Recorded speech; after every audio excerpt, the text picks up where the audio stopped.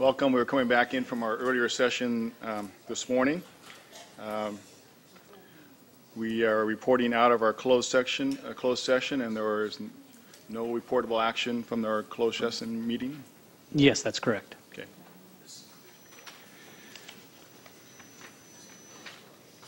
So we'll move on to our afternoon calendar and convene as. Actually, the Shasta County Board of Supervisors will adjourn and we will reconvene as the Shasta County Water Agency. The Shasta County Board of Supervisors does not receive any additional compensation or stipend for acting as the Shasta County Water Agency.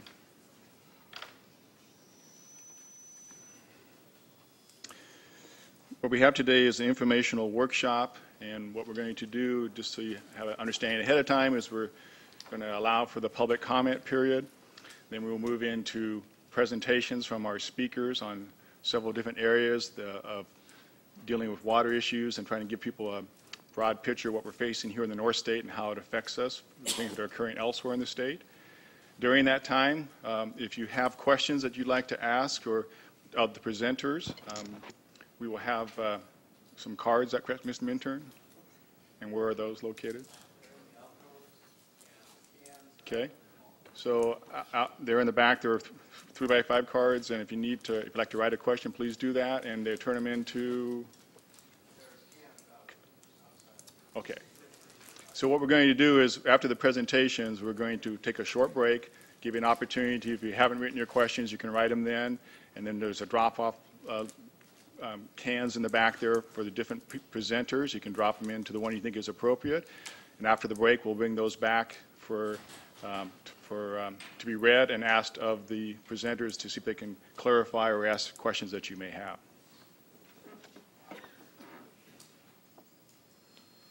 So the first item here is our public comment period. We ask that if you wish to speak, to come forward. Please provide your name if you would. You're allowed 3 minutes for each speaker.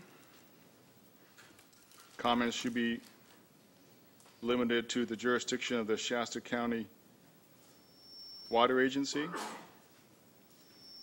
And pursuant to the Brown Act, no action or board discussion can be taken on open time matters other than to receive the comments, and if deemed necessary, refer them to the subject matter to the appropriate department for follow-up or to schedule a subsequent board meeting. I do have several people who have pre-signed up to speak. The first is Sherry Beck, to be followed by Peter Scales.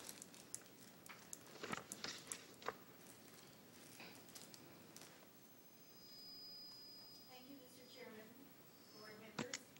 I appreciate the opportunity to be here to comment before you. I am the leading candidate for District 4 Supervisor, and I do support the preservation of our water rights. This is not a new issue. These issues seem to resurface periodically. When I was working for Senator Jim Nielsen, he had a water task force of 100 people up and down his district, and we discussed similar water issues. There was some legislation that came out of that. SB 1026, Bob Bosworth was a representative from the county, and the feds and the state and local people got together and were able to resolve those issues amicably. We also have a result of the water temperature curtain out here at Shasta Dam. That was a result of that particular legislation. These water issues are very important, and I compliment the board on having this water task force to explain what the issues are, what our authority is, what can be done to preserve our water rights, our area of origin, and our water appropriate rights. Safety is in numbers. That's why I support this regional group. And I have heard many times as I've been here to the Board of Supervisors meetings what this group is discussing and the authority they have or don't have, and reports back. And I do appreciate that, especially Leonard representing us on this particular regional water issue. So again, I want to say I am for preserving our water rights, safety in numbers, and thank you again for having this workshop to explain our water issues and what we can and cannot do. Thank you. Thank you, Ms. Beck. Peter Scales, followed by Charles Alexander.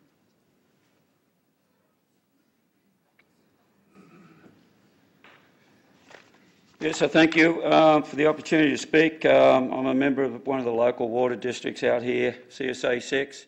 Look, I apologise up front for any tone in my voice, or it comes from dealing with the county over the last 7 years, which hasn't been a very pleasant experience at all, through Pat Minturn and you guys. And out of that, I have realised that was Pat Minturn did everything he could to stop me getting water and did everything he could to stop the Elk Trail project from happening. Fortunately, with the help of some people like Brenda Haynes and Brian Nielsen, the damn gentleman, Pearson, Leah Walker and a lot of people, our project is now going ahead, but Pat has demonstrated over the last 7 years he is totally unfit to be in control of water himself, period. We need to go back to a Shasta Water Agency, take it out of the hands of one man. No man has no right to have so much power, and when the Founding Fathers wrote the Constitution, he had people like Pat in mind, with all due respect. Now, getting back to the main issue there are so many problems in this country right now. We've got a communist in the White House. We've got a communist in Governor House here. We've got a bunch of socialists down there in Sacramento that are now going to take $14 billion with us to do what? To save the fish. And we have no water and we have no power. Two major problems. We have lots of other problems in Shasta, in state of California besides that. But two issues here can be cleared up today with this $14 billion that this is all about, I'm sure, and that is dams and storage. I can't believe the most stupid, ignorant people in this country. Sorry, I am an immigrant, but anybody that knows me knows that I'm a very proud American and I'm an asset to this country, as is my children and family. But I am fed up with a lack of common sense, no honour, no integrity on the people that are running this country and this state. We need dams and storage, and we'll help the fish where we can, and that's what I say to all these bloody environmentalists that are out there that are trying to put us on push bikes and put us in high-rise buildings, and while they drive around their stretch limos, what I say to them, the most endangered species in California are not the fish. It is the white Anglo-Saxon that's leaving this state with the money.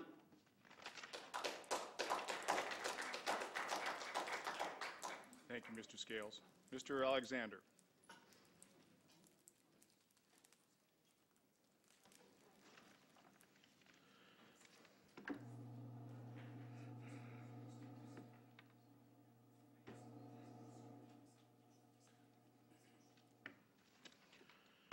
Thank you for the opportunity here today to address the agency on the matter of the peripheral canal, among other things.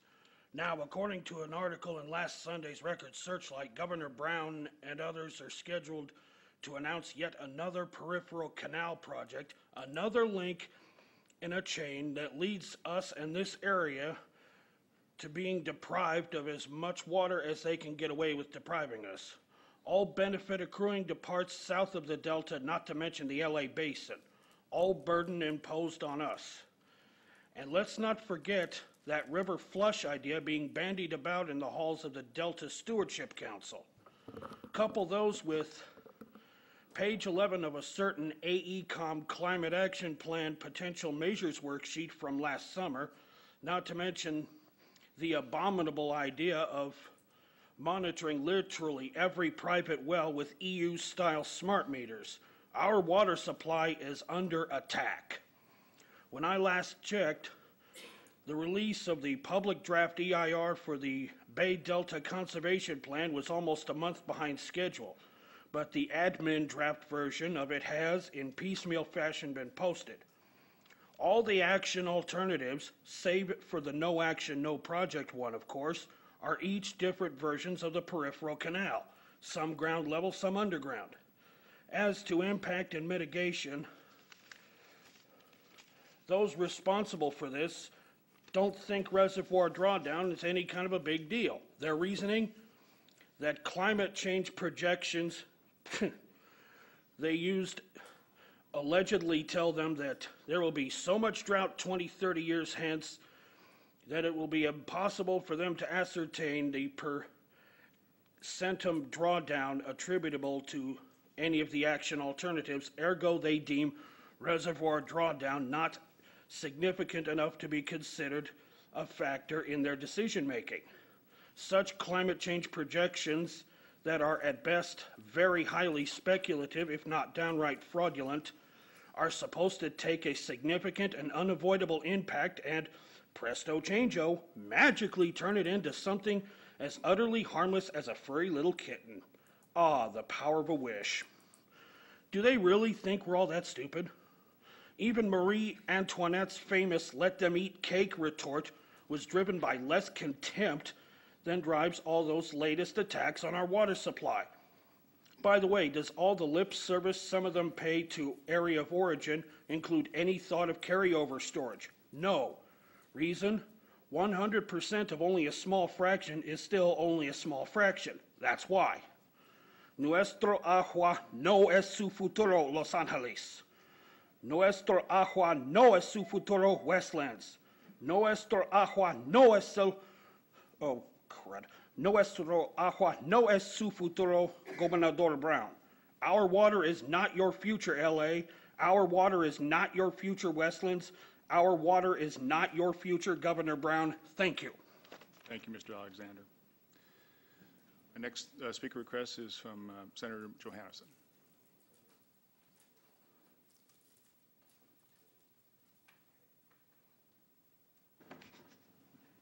Thank you, Mr. Chairman, members of the board.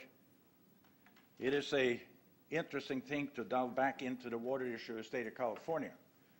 Some of you may not remember that I chaired the Oversight Committee on Water in the state of California for about 5 years, or 4, 5, 6 years. And we dealt with the issue of Cal-fed water. How do we deal with it? How do we divide it? How do we move it from one place to the other? Where is the benefits, and so forth?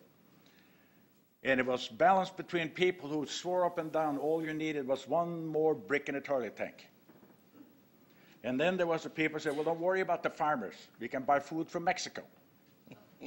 Or there were those that do not build new dams. Don't do any of that. And for those of you that may recall the fight over the Auburn Dam, a lot of people don't know that the Auburn Dam, as a matter of fact, got started. We have the pins in it, we got the works, the basis for it. That would provide not only power, which we need, it would provide water that we need. So the point of this whole exercise were that we got to find some way to do this. There was a bond issue, in fact, there were several at the one time, which basically said that we're going to build new canals. We take the peripheral canal, we push I think they come up with something like 2 miles of fish screens according to Fish and Game in order to be able to put the water in the canal without hurting fish.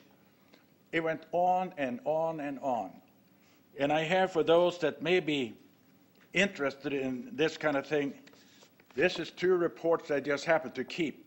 Everybody is welcome to read them. There is not enough water to do all the things that we need to do. But there are things we need to do. There are, for example, the dredging and cleaning of canals. That is something that we have proposed for a long time. As a matter of fact, that was going to be part of the stuff in this bond issue. And I understand there have been people who will tell you that the water belongs to everybody. Water belongs to the state. Whether you have contracts, whether you have the riparian rights, or whether you have, like in some cases prior to 1880, water rights, just take it. Just go for it. Because the fight is always going to be between the Southern California with 16, 18 million customers, the farmers sitting in the middle sweating this out, and us up here, which basically going to be taken to the cleaner, and we want to get water to wash with. Because if the idea is that the water belongs to everybody and there's no contract, no nothing you can use, go ahead and take it. We're going to be in bad shape, real bad shape. And the point that the reason I stepped into this a little bit, because I think it is important that we need to know where we have been, what we have tried, what we want to do in order to solve the problem. There is nothing wrong with some compromises. But don't let them put the gun to your head and says, you do what we want you to do because they take you out. And here are some of the reports here. One is the water storage and CalFed program. Can it deliver on its promise? And here's the other one thing at the same issue. Years went into this one. Studies after study after study. And everything come back down to two things. They want the water. We like to live the way we do. And build dams, get the power. Let's get with it, because can you imagine what would happen here if we didn't have Shasta, let Shasta Dam being built? Thank you very much. I hope we can solve the problem. Thank you, Senator. Senator, if you could just pass those books to the clerk, please, that would be great. I can do that. Thank you. Mr. Thank you. Chairman. Okay, that's all the requests I have in advance to speak.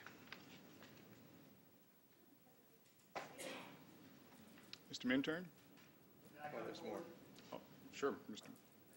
Well, I would have expected you would have filled out a form. That's correct. Mr. Chairman, members of the board, ladies and gentlemen, Senator, the gun is at our head. It's already there. Last week, Tuesday and Wednesday of last week, I was in Lake Tahoe, something that I wish some of you folks had have gone to. It was the Sierra Water Work Group Summit. I think there's only 2 people in the room that were there. I think Mary Randall from DWR and myself were there. And it's a shame that some of the rest of you weren't there, because you would have learned what IRWM is all about. It's all about climate change. It's all about locking us into climate change. Senator, you had your books there. Well, there's some new books. The books have to hurry here because I only got 3 minutes. Start off with this Proposition 84, passed in '06. This is a 2010 guidelines. DWR, Dan McManus down in Red Bluff told me that there would be no new changes coming. A month later, this is Proposition 84 draft guidelines, 2010. What the biggest change in this is, this book right here. It's called the Climate Change Handbook for Regional Water Planning. This book is going to drive what we do with water. You go to the state and want to get a water grant, you're going to have to go through DWR, and you're going to have to go through the IRWM plan, and you're going to have to implement these. Now, there also just came out with the draft proposal solicitation package, and I know some of you probably don't understand this. Mr. Cadd, could Yes, I ask sir? you to talk to us, please, so we can see things? Well, I'm going to talk to the public, too. Here, I'll show you guys, too, see? But this is the proposal plan. In here, on the last page, I don't have time to read it because I'm getting short of time, is where we sign in blood. And Trevor Joseph from DWR made that comment, sign in blood, at one of the workshops we were at up there. Now, the thing with it is when we were up there, since I don't really have time to really go into what we need to go into here, their major point up there was to inform the public, so the public knows about these IRWMs and what's going on. Well, folks, I'll tell you what. I and myself and anybody who wants to join me are going to inform the public of what's in these books and what's looking at us. Because you start understanding what's here and you're not going to like it. Because our world is going to change and the cost of water is going to go up, the cost of electricity is going to go up. You're not going to believe what the outcome is going to be just by reading their documents right here. Mr. Cadd, Yes. you need to speak to the microphone because we can't hear you when you turn away. All right. I don't have time. I wish I had time. Earlier this morning, I talked to a gentleman about this, and we just highlighted in about 15 minutes. It'd probably take an hour to really go over what's in here. But seriously, folks, you're not going to like what the government's coming at us, because they're coming at us on a climate change, and they're using this water to do it, and my time is up. Isn't that ridiculous? You come before a work group, a county work group, or you're trying to get something done, and you have information that should be imparted to these folks and to the public, and you get your 3 minutes all up. Mr. Cadd, are you finished? Thank you. Thank you, Mr. Cadd. Next speaker is Patricia Heinsohn.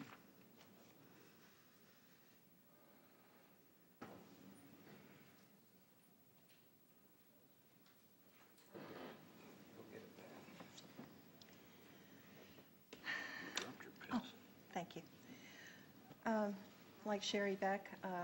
Ms. Heinsohn, the microphone is the other one. Like I haven't done this before. Thank you. Like Sherry Beck and all of you, I am sure, and everyone in this room, we want to keep our water here. I know that. And I think there's a vast difference of opinion, however, of how to go about doing that. And I believe that the Board of Supervisors, and certainly yourself, Mr. Modi, believe, because you're on that board, that participating in IRWM is the way to do it. And I have been to many TAC meetings, that's Technical Advisory Committee to the board, and board meetings where the public has stepped forward and said, we don't agree, and this is why. And I agree, 3 minutes is not enough time where people who are supporting it have unfettered time. So I'd like to just hit some highlights of what I understand about the 16 standards that you have to comply with if you apply for grant money and you get it. Under governance, one of the standards, the IRWM plan must document a governance structure that ensures the plan will be updated and implemented beyond existing state programs. That's committing us to what? I mean, beyond, above and beyond. We don't want a long-term implementation of the IRWM. We don't even want a short-term one, but long-term as required by the under this governance standard. Also that's required is coordination with neighboring IRWM. So it's not just losing, I believe, and others believe, power to control our water and make those decisions within our own county, but going to this our 5-county partner region, but also now outside of this region to neighboring regions. It's a dilution of our own sovereignty within our county and our special districts and the ACID, et cetera. Program standard number 4, resource management strategy. This ties us directly, as well as standard 16, into climate action change and the California Water Plan. This is just too huge. Standard 5 requires structures and processes which they are not even defined, as the public very respectfully asks that all of the goals and objectives of the IRWM be defined, you know, and especially the standards, some further than what's in Prop 84. And Prop 84 only just says this. It doesn't define what structures and processes. It's completely undefined, and I mean, heaven help the poor grant applier how they're going to be doing this when it hasn't even been defined. So these are regulations that are obviously going to change, and change not to our liking, I am sure. Standard 6 is environmental justice. Again, don't know what that is, but if that's something like what the spotted owl and the coho salmon are receiving, we don't want it, because it's going to take away our power to get water and power with the, I know it's not within our region, but what the Siskiyou people are going through with the proposal to take out the dams on the Klamath River. They'll lose their power, 70,000 customers, all for a fish that wasn't indigenous to the area, isn't even commercially important. I don't call that, some might define that as environmental justice, but it's not in favor of people. It's our government, it's our county, it's our water. Thank you, Ms. Heinzen. Does anybody else wish to come forward to speak?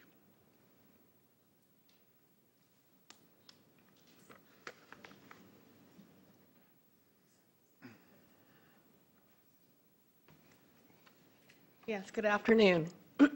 Originally, when we had asked for this workshop, Sally, we had Sally, hoped to be Sally, able to... Can I have you just add your name, please? Oh, I'm sorry, Sally Raposa. When we had originally requested having this workshop, I had hoped that we would have been able to give the board as well as the public more information on this topic, rather than being relegated to a 3-minute time period in the first part of the session and then having no other input. Unfortunately, that's what it's turned out to be, and I'm sorry to see it that way. But on page, just to re-enter some of the information that we had hoped to produce today, on page 72 of the guidelines for Prop 84, it talks about how when you go to apply for these funds, that you should register with the California Climate Action Registry. And if you click on that website, it takes you to an ICLEI site. It takes you right here. It requests that you register through ICLEI, and that is the International, let's see, it stands for Local Governments for Sustainability. And it is a UN Agenda 21 site. There's no way that you can deny that these guidelines aren't asking you to comply with UN regulations. And this is one of the main things that we have an objection to. Why can't we keep our water within our region, within our county? This is where governments we have the most input. The public has the most input to our own representatives who are accountable to us. The other counties aren't accountable to us. Red Tehama and Colusa and the other counties, you are accountable to us, and that's why we'd like to see the water kept local to where we can have control of it here. Thank you. I do have sheets for each one of you to pass out that talks about this climate action registry. Thanks. If you just hand it to the clerk. Thank you, Mr. Posa. Anybody else? Okay. Then, Mr. Minturn, we will start with you two. Good morning, good afternoon, Chairman Modi, members of the board, Pat Minturn, Public Works Director. I'd like to take up where Senator Johannesson left off. Back in the late 90s, Senator Johannesson was involved in statewide water politics, and Shasta County was somewhat as well. But Shasta County also had what I guess I would call an indigenous program, a program focused on Shasta County water resources, particularly groundwater, and it was moving in lockstep with the senator's efforts and with the state efforts. And at that time, there were periodic reports back to the Board of Supervisors, and there was a PowerPoint presentation that was developed and originally presented to the board, and it was updated a couple times in the mid-90s, and it was late 90s. And it was presented also to some Kiwanis clubs and Lions clubs and Rotary clubs. And it was last used in the late 90s. And so Charlie's IT folks were able to bring that forward into a modern version of PowerPoint. I'd like to go through that today because I think it helps to focus the issue and also shows what we've done in the past. As the Senator was saying, there's a lot of material here. And when you see where these courses have gone in the past, sometimes it helps us to better understand the issues that we're wrestling with today. So with that, I'd like to go through this presentation if I could. As I say, this was from the late 1990s. The efforts in Shasta County really started with the drought of 1990-92. Local water purveyors discovered that, lo and behold, their water supplies were not as abundant as they thought. And so they came together in a group called the Reading Groundwater Council. And these are the main groundwater and surface water purveyors in Shasta County here on the map. You'll see Bella Vista, City of Reading in yellow, Centerville, Shasta CSD, Clear Creek Community Services District, and overlying this along the Sacramento River, the Anderson-Cottonwood Irrigation District. These districts came together, realized that they had been severely cut back in the last drought in 91, 92, and they individually didn't have any good plans to deal with it. And so they came together to see what they could come up with. And that eventually became the Reading Area Water Council. And Claire Hill was very instrumental in forming it. He was the original, he was the first president of the Reading Area Water Council, and I remember him convening some of the early meetings. Under him was Bill Lyman, at the time the chief engineer of the water agency. Ed Lance and Ed Christofferson from CH2M Hill, they were our consultant at the time, and they worked on the water needs assessment, phase 1, also the groundwater model, phase 2, the 2A, B, C, land use mapping, and also the memorandum of understanding and the groundwater management plan. At the time, I was a supervising engineer under the water agency. I handled the project management, quality control. Water purveyors were also involved, of course, and I've got a list of those in another slide here. But essential step, those are the folks that actually deliver the water and the folks that are going to be the first to realize that there is a shortfall this year. And some of them are in the audience today, and I'd really like to appreciate express our appreciation that we've worked with them for so many years. And then DWR also had some land use mapping data that was useful, and the Water Master. So these are the folks that actually contributed money to Phase 1. These things aren't free, requires major investment. And these folks are still active in the water resources. McConnell Foundation was an early participant, but they're not a voting member.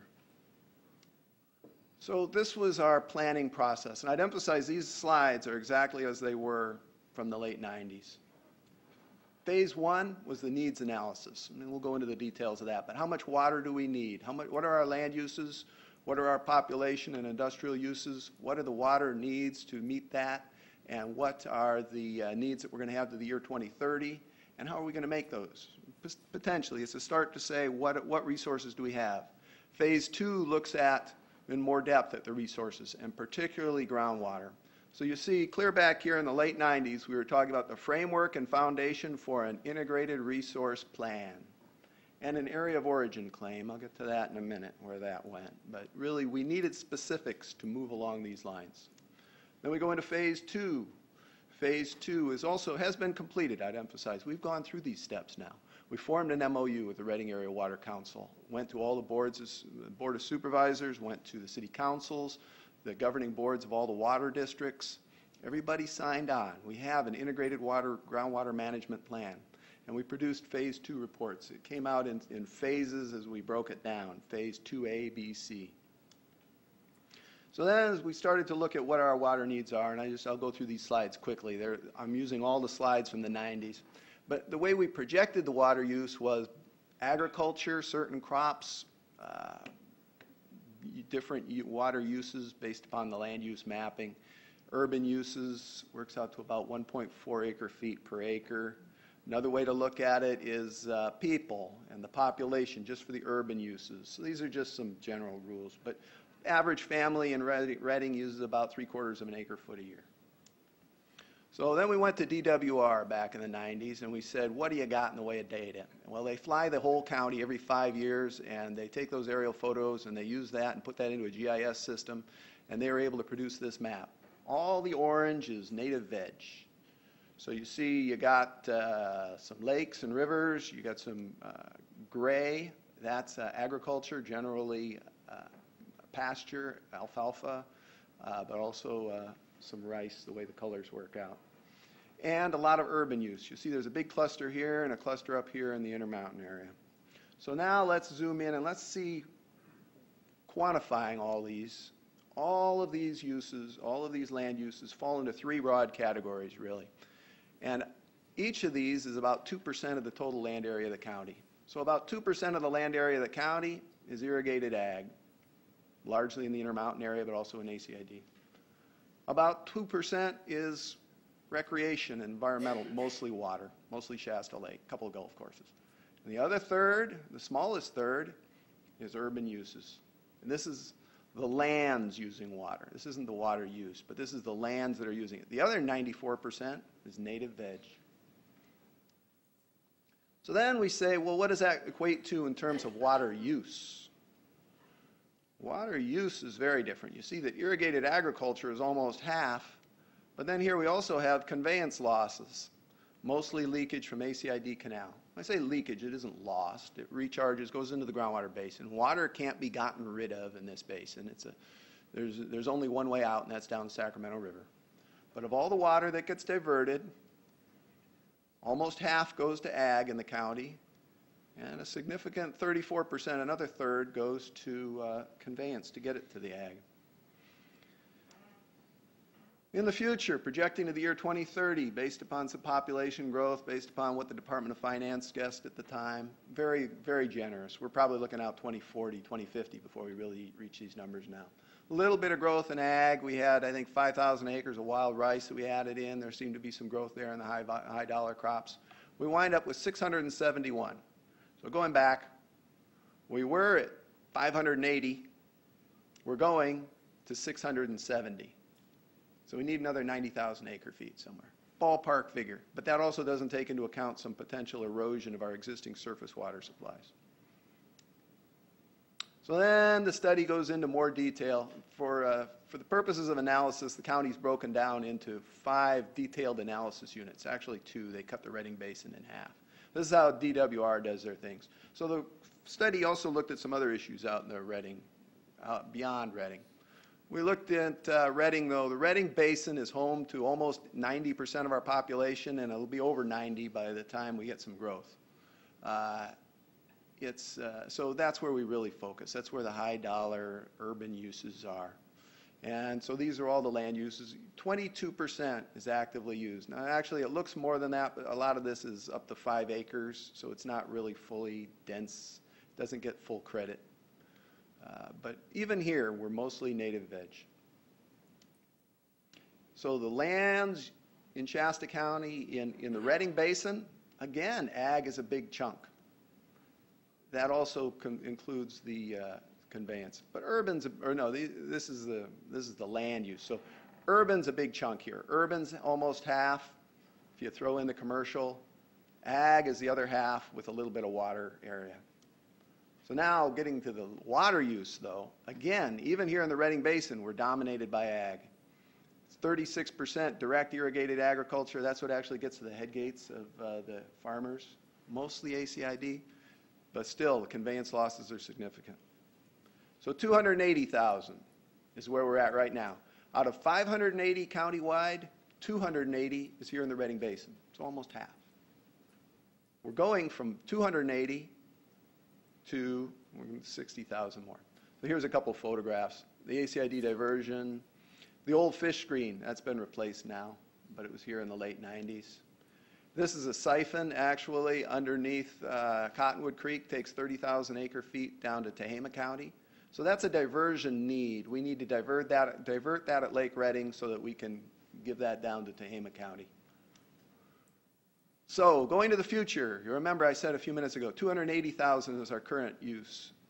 340,000 is where we're going to. So we've got half of our current water use is here in the Redding Basin, and 2/3 of our growth will be here in the Redding Basin. We're going from 280 here now to 340.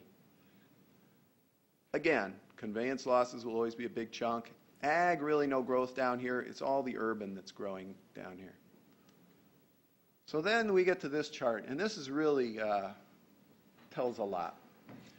You'll see that we've got the available supply, and that's the black line up there, and that black line is high enough up there that it's pretty well over everything out to the year 2025, something like that. So we're fine, but we're really not, because we're subject to cutbacks. Cutbacks from nature, cutbacks from a dry year, cutbacks imposed as a result of that dry year by Term 91 through the State Water Resources Control Board, by the Bureau of Reclamation and their management of the Central Valley Project. A lot of our surface water supplies are from the Bureau, so we get cut back. In the case of a cutback, we were in trouble clear back in '95, you see. We were, our need is in red, our supply is in black, but in a drought, right off the bat, we've got this shortage shown here in blue. Now there's some things, the available supply was based upon the wells that were in place at the time, the pumping that was in place, but also the water rights, the water diversions that were proven up at that time. Now granted, there are things that have been done since then that have created a little extra water. We've drilled a few wells, but those are the things that need to be done. This chart right here really captures the idea that with cutbacks, we were upside down back in '95. So then what do we do about it? Well, then we look at the groundwater basin. And here in Redding, the Redding Basin overlies pretty much the Redding groundwater basin. And think of it as a sponge. And whatever goes into that sponge or comes out of that sponge, those molecules have to be accounted for. So this was a crude water balance that CH2M Hill put together before the groundwater model. This whole presentation is before the model was done. But you'll see it accounts for everything. It accounts for septic tank discharge to groundwater. It accounts for every gallon has to be accounted for. Canal seepage from the ACID canal. Precipitation, 1 million acre-feet a year that rains on us. All these things, we take these into account, And what we wind up with is that this is a basin that is discharging at least 250,000 acre-feet a year to streams. So like the Sacramento River is a gaining stream through Shasta County. It's flowing at the upstream end, but by the time you get to the downstream, there's more water because it's come out of the ground to recharge. That's water that could potentially be intercepted, that could be put to use. Wells can be drilled. Percolation from the canals can be reduced so that, and put to other uses. There's an opportunity here. The groundwater basin is brim full. And I'll point out that since this was prepared, here at that time there was, where is it? Extraction out of groundwater pumpage in the Redding Basin was 37,000 acre-feet back in the mid-90s. At the time, Simpson Paper was up and running, and they alone were pumping 12,000 acre-feet. Most of what's left is the city of Anderson and some agricultural. But my point is that this situation has only gotten more attractive for us. There's a greater resource there because Simpson is shut down, and yet the groundwater basin is still there. So then we move out of the Redding Basin. Here we're looking at some other areas. This is recreation on Upper Shasta Lake. And we took a look at this just to be comprehensive. And this is really what it got down to was, in a dry year, hey, we make less money off that lake. In a dry year, we make maybe 25 million. In a wet year, we get 50 million. Well, what would happen if instead of drawing down at a steep drawdown curve, what if we draw down at a more gradual curve? We looked at the numbers, and it works out to where it's a nominal improvement in a drought year, but in a wet year, you might go from 44 million a year, 45 million to 50 million. But so there's a potential argument there for holding the lake high. That said, there are other competing uses downstream for the water. Then we looked at the Intermountain area, a lot of high-dollar ag. You'll recall that more than half of the water use in Shasta County is outside of the Redding Basin. A lot of it is up here in the Intermountain area, strawberries, wild rice, those sorts of things. So that concludes the briefing as it was in 97. These slides also continue. This is also from 97. The recommendations at the time were to gain a better understanding of the groundwater basin, to gain local control of the groundwater basin, to do a groundwater management plan, to do an integrated resource plan, to look at our needs and to develop those supplies, because clearly we need to come another 60,000 acre-feet here in the Redding Basin, plus whatever cutbacks we may see, 90,000 acre-feet countywide. So there's a need for us to take control of the existing resources, to lay claim to it, to better understand it, and to see to it that Shasta County's needs are met. At the time, the recommendation also was to go forward with a groundwater model. That's been done. The groundwater model revealed that the basin, as we would expect, is very resilient. There's a lot of water down there. The ability to tap that water is very, very extensive. If there's a problem, it's that the water tends to be down around Anderson, where there's plenty of surface water supplies as well. Areas like Shasta Lake don't overlie the groundwater basin. So the model does show some problems, mismatches there. So the phase 2A and 2B and 2C studies recommended transfers as much as possible, shifting for perhaps ACID to more of a groundwater supply and moving those supplies to the north. For the outlying planning areas, there was less that can be done. Really, just as local folks need to do local planning in the Redding Basin, so it's important to have a local perspective on the outlying areas. We should help with Shasta Lake wherever we can for recreation. The Intermountain area obviously needs support for their agricultural pursuits, which is such a big part of their economy and their land use. But the Redding Basin is where 88% of the population was and growing to 92%. So the Redding Basin was really the focus of the study. Concerns. It's interesting that all of these things have come to pass, but there are new replacements that have sprung up that are very similar. At the time, the State Water Resources Control Board water rights hearing, share the pain. I would say that's a metaphor for all litigation. You saw in the paper a couple days ago where ACID and some other major agricultural, the settlement contractors were able to fend off attempts to challenge their water rights indirectly through litigation. Litigation is always an issue.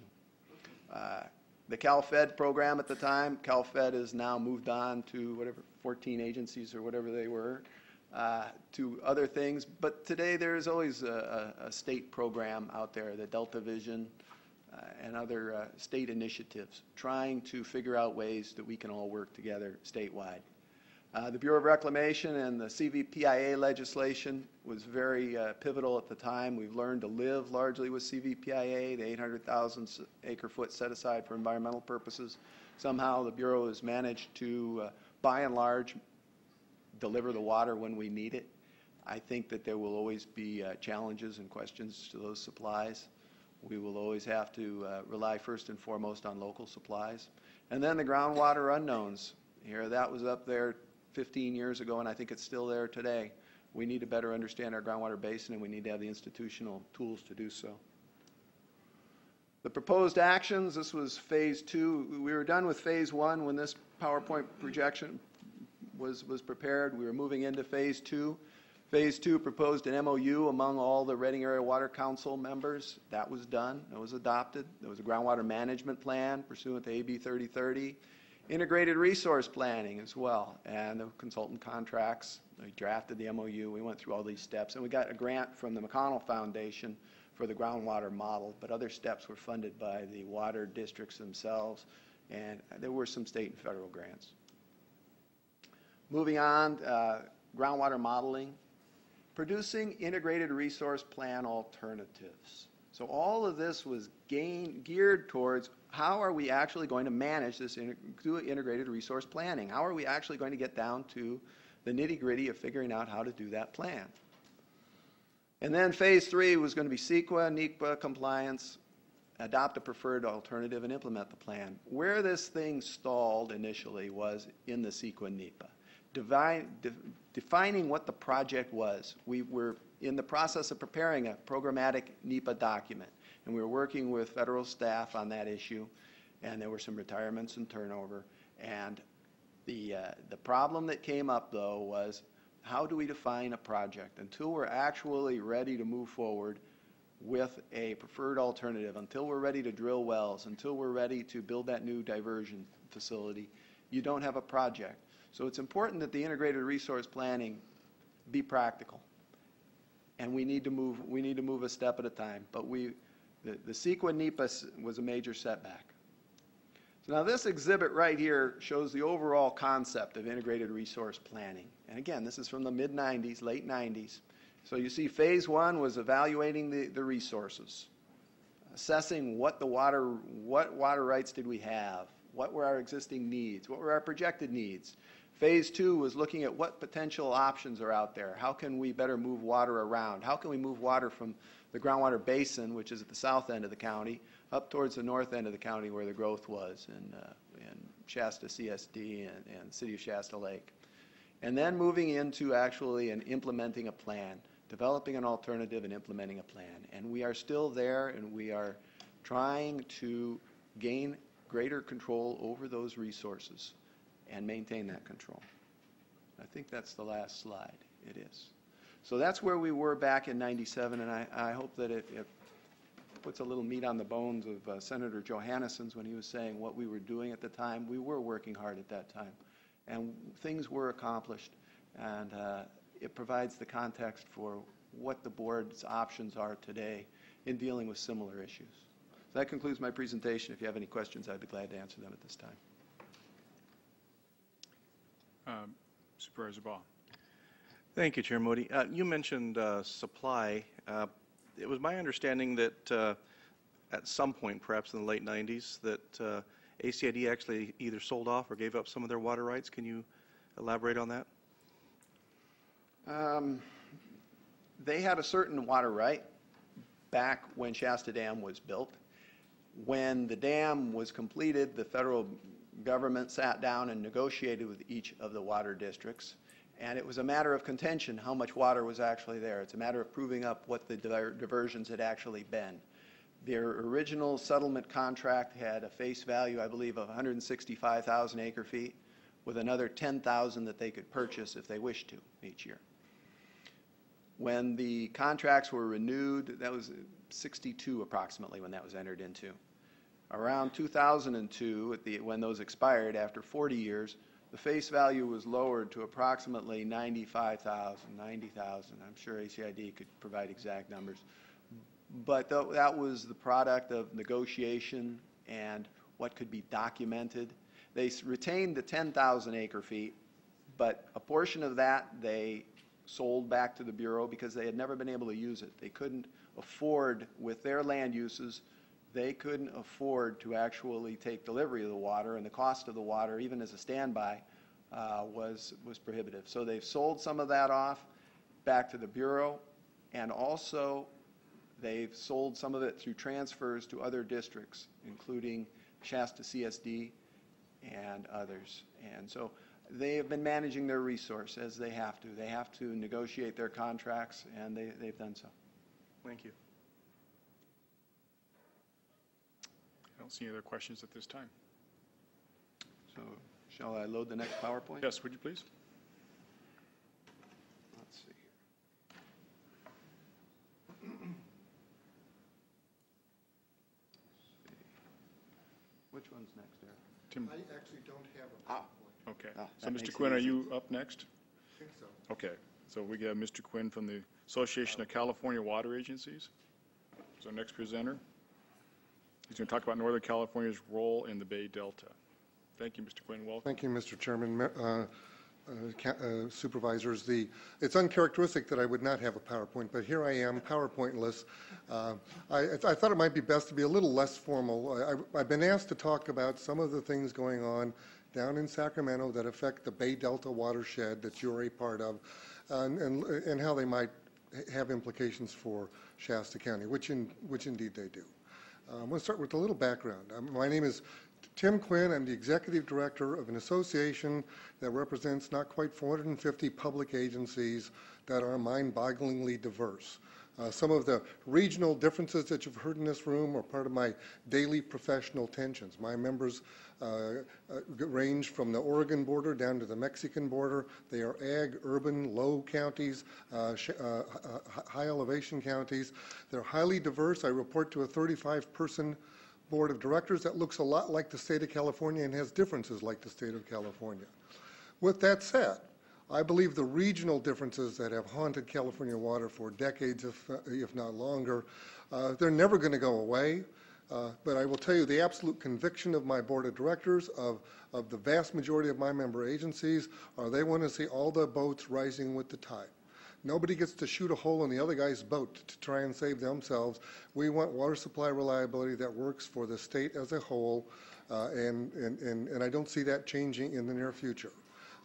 What has changed, though, in the last few decades is we're operating a system that's a half-century old, give or take, depending upon where you are.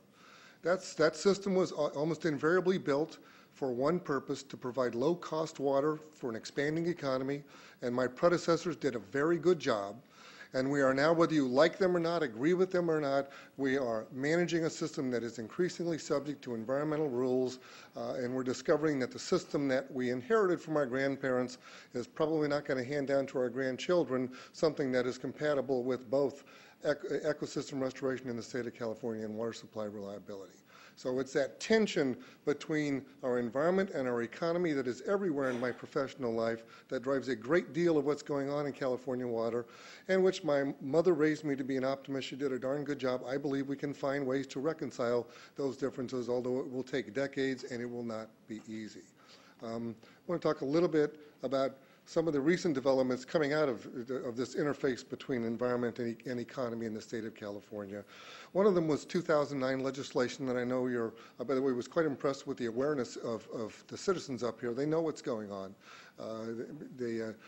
with all of these developments. 2009, we had legislation, again, whether you liked it or not, it was one of the most contentious discussions in the history of my board of directors. They ultimately elected to support that legislation, recognizing the tensions that were out there. That legislation essentially puts California on a course of accomplishing what it labeled the co-equal goals, would fit on a license plate. Co-equal goals means restoration of the Delta's environment and improved water supply for California. I want to underscore that in your minds, for California. It's not improved water supplies for Westlands or Los Angeles. Shasta County's water supply reliability are as important in that commitment in state law as any place else. That was something that was extremely important to my board of directors. This couldn't be about water supply reliability for just one portion of the state. It had to be about the state as a whole. If you're not talking about the state as a whole, I'm not going to be able to my board of directors is not going to be behind the policy. These days, your timing is good for a workshop like this. There's a lot going on. Tomorrow, the governor's going to have a press conference, and he's going to announce progress on the Bay Delta Conservation Plan. Later this summer, within about another month, the Delta Stewardship Council will finalize it. We pretty much know what it's going to look like. The Delta Plan, which is supposed to be the overarching framework plan for moving forward with the Delta. And then later this year, the State Water Resources Control Board, the one that scares me more than the other two combined, are going to continue moving out of establishing flow standards for the San Joaquin River into the Delta, and then eventually within the next few years onto every tributary in the Bay Delta watershed, and then after that, every major stream in the state of California. The Bay Delta Conservation Plan is, at its heart, it's about how water moves in the Delta and investing in restoration as key strategies towards trying to declare peace between endangered species and how about 2/3 of the state gets its water supply. But it's focused, some would argue, overly narrowly on the Delta, on how water moves in the Delta, and on habitat development in the Delta. Whether they can restrict themselves and be successful remains to be seen, but certainly the governor, after his first effort was 35 years ago, he certainly seems dedicated to the success of that. The Delta plan is much bigger than just the Delta. There are parts of it, they've got a new draft out. I've got a workshop for my own board of directors on the Delta plan Thursday, and I've been rereading it, and parts of it I like, parts of it I don't like. Overall, it is saying something that is highly consistent with the policies of the Aqua Board of Directors. You have to have comprehensive solutions. You can't let any group have its favorite tool. Storage was mentioned here, hugely important. For some, conservation is the only tool that matters. It's hugely important, but you can't have one without the other. Conveyance solutions are necessary, so is going after every stressor of the ecosystem. And then the State Water Resources Control Board still remains to be seen. They put a flow report out as required by the 2009 legislation in 2010. That's pretty scary to us. That report said you need to think about flows as what they call a percentage of unimpaired flows. That is, pretend that the dams weren't there and then require some percentage of the water as though the dams weren't there to be passed all the way out to San Francisco Bay and the Golden Gate Bridge. We do not believe that that is a proper way or an effective way to think about accomplishing co-equal goals. Don't think you get much environment out of it, and I can tell you the water supply consequences and the power generation consequences are scary indeed. Now the board members themselves have said, oh, don't worry about that. We would never do anything that foolish, but they continue to look only at models of unimpaired flows, which is a concern to us. So that's definitely a process that you in Shasta County want to keep track on. I'm not sure where it will go. The board hadn't even begun holding hearings, but they could do things that are highly consistent with accomplishing co-equal goals. They could do things that upset both the environmental and economic apple carts in the state of California. Let me close by giving you a snapshot. This is 100,000-foot level. You know, what does success look like from the perspective of my statewide organization? In a short phrase, success means comprehensive solutions. You have to check the box next to all of the above. Storage was mentioned. I don't think it's getting nearly enough attention in statewide planning. It's not even on the whiteboard in the Bay Delta Conservation Plan. The state board thinks about regulating flows with the infrastructure fix. They don't think about modifying infrastructure. I will tell you that in the Delta Stewardship Council's plan, there are very strong statements that recognize that we can't get there from here if we don't invest heavily in more both surface and groundwater storage, both above and below the Delta. The storage isn't going to do most of the state much good unless conveyance solutions, unless when you turn the pumps on in the Delta, water's moving in a way that isn't so harmful to fish. Conveyance is a second part of a comprehensive solution. My board of directors has made it very clear they will support conveyance solutions, but only so long as they work for the state as a whole. And there's 4 or 5 criteria that you can refer to as to what my board thinks the boxes that have to be checked off to make sure that conveyance solutions are not doing some of the things that your constituents said that they were afraid of. Last I want to mention, the Delta Stewardship Council's plan is overly focused on local resource conservation solutions. It started as though that was the only part that really mattered. We just used too much. If we would just conserve, we could solve all of our problems through conservation. Very naive. That's not going to solve the problem. But on the other hand, conservation water use efficiency is the most powerful water supply tool that we have in the state of California, especially in Southern California. In true confessions, I've been at my current job for 5 years. I was the Deputy General Manager at the Metropolitan Water District of Southern California for 20-plus years prior to that. And I will tell you that Southern California recognizes that its only real salvation is in local resource development. They need the delta fixed so they can continue to count on supplies, particularly wet period supplies from the State Water Project. Their future is in recycling, water use efficiency, desalination, and they get that. It's important that Aqua recently did a cooperative study with DWR, and we have documented that primarily state and federal contractors, but especially state water contractors, over the last dozen or so years from the late 90s through 2010, invested $10 billion, $10 billion with a B dollars in local resource solutions. It might surprise you to recognize that they developed south of Delta storage. They added over 4 million acre-feet of storage capacity south of the Delta, mostly groundwater, but also some surface storage facilities, primarily Diamond Valley Lake and Riverside County. That's a Shasta reservoir added to storage south of the Delta. They developed over 2 million acre-feet of new dry year supplies through recycling, water use efficiency, et cetera. That's the current yield of the State Water Project that got developed in those periods. They are deadly serious about local resource developments, and they are deadly serious about that being the source of meeting their growing water demands in the future. They can't survive without a stable supply from the Delta, but it's not about more for them. It is about reliability and the ability to move forward with local resource solutions in Southern California.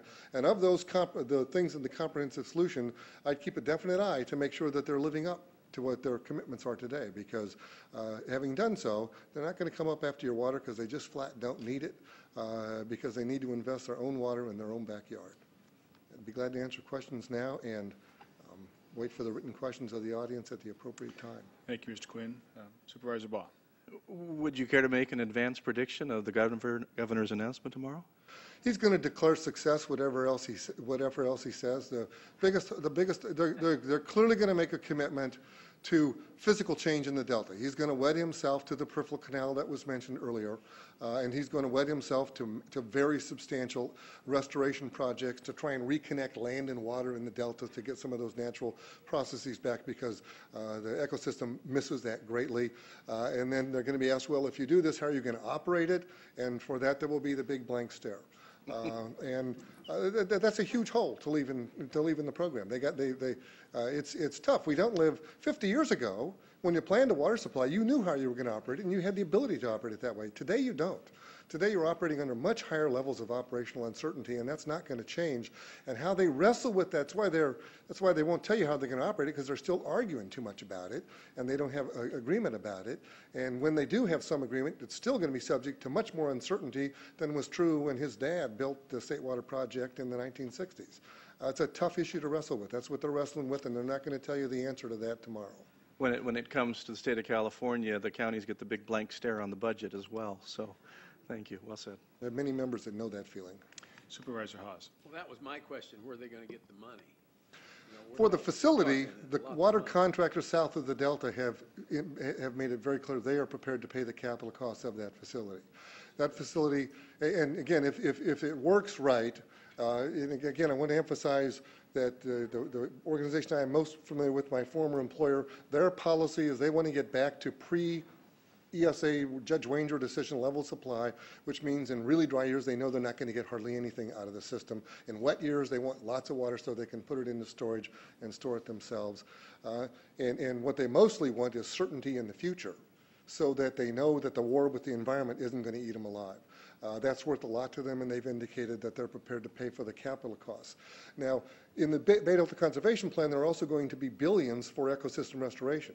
And the water users south of the Delta feel strongly that that's a public benefit, and that ought to be paid for by public sources, and they're not holding up their their water ratepayers to pay for what they believe should be regarded as public benefit side of the ledger, hence the bond that just got moved from 2012 to 2014 after having been moved from 2010 to 2012. We need to find public sources that will pay for that part of the package. Mr. Quinn, a couple of years ago, several of my fellow board members and Mr. Lees attended a Water Education Foundation workshop tour of several days of the Bay Delta, and it's an extremely complicated situation, as we found out. It's as you mentioned several more already. It's it's the environment. I mean, the marshlands and those kind of things. It's the fish. It's the waterfowls, terrestrial animals. There's concerns about the levees. There's concern about the salt water backing up into the delta. There's certainly a number of cities that get their urban water supplies, from the delta or just at the beginning of the delta.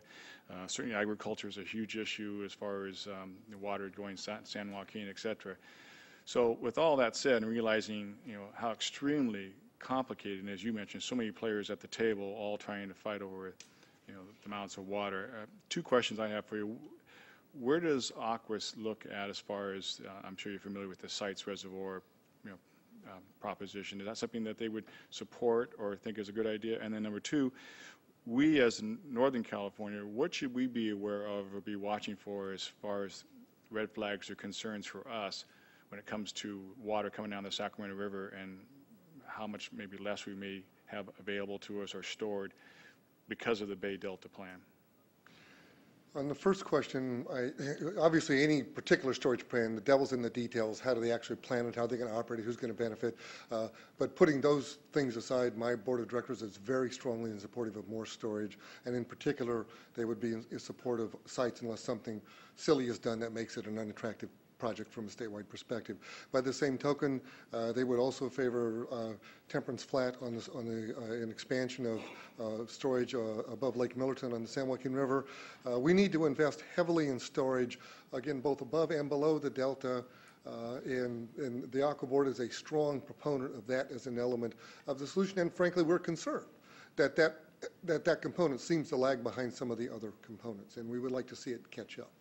And the second part of your question? Just sort of the red flags that may come out of this Bay Delta discussion and the things, I mean, as Senator Johannesson pointed out, we're very concerned up here that, they're just going to come after more water from us because they're not sure where else they're going to get it. And I think one of the biggest concerns I have is they're going to say, pump your groundwater and we'll take the surface water, which of course is far more expensive, and then you have to be careful you don't overpump your aquifer. So are there things like that we should be wary of? Or? The outcome that I think it makes most sense for this part of California is you should be held to efficiency standards. You should be held to using your water efficiently, and there's some controversy about that in some parts of Aqualand. And my board of directors takes a strong position that everyone in the state of California has the responsibility to use water efficiently. That happening, I'm quite confident that my board would order me to lay on railroad tracks to prevent a taking of your water, to protect your area of origin water rights, because that is a foundation stone upon which the state's water system was built. And you have the right to develop that water, to develop your economy. You come first before the folks that move it out of the watershed. Now, that's not a license to steal. It's not a license to be inefficient or to waste water, but the law clearly recognizes the right of this economy to have the water it needs to prosper in the future, and the Southerners would have to turn to other local supplies if it comes to that. And when it comes to that, I don't kid myself. There will be folks throwing the gloves off and bloodying their knuckles. But I also have supreme confidence that my board, which represents the state as a whole, will continue to stand the ground that we have to honor the area of origin laws while expecting folks that benefit from those area of origin laws to use water efficiently like everybody else. Thank you, Mr. Quinn, and I'm going to write down that part about laying on the railroad track. So thank you for coming today and making the presentation, and we'll await the questions later. Thanks very much. Our next presenter is going to be Brian Pearson from the United States Bureau of Reclamation, talk about storage and shortages.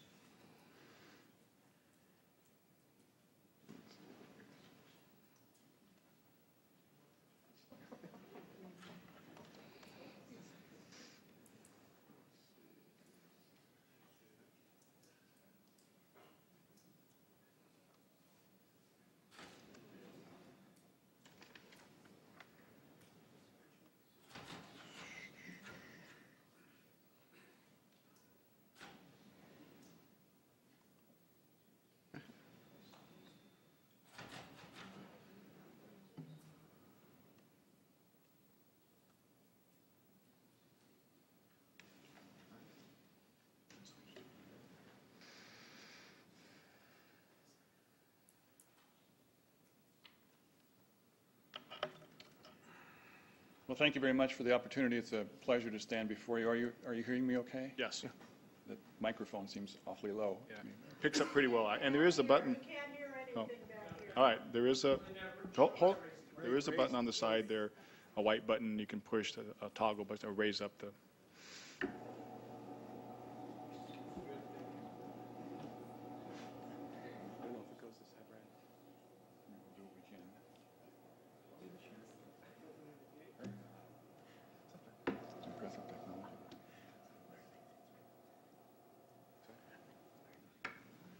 Is that better?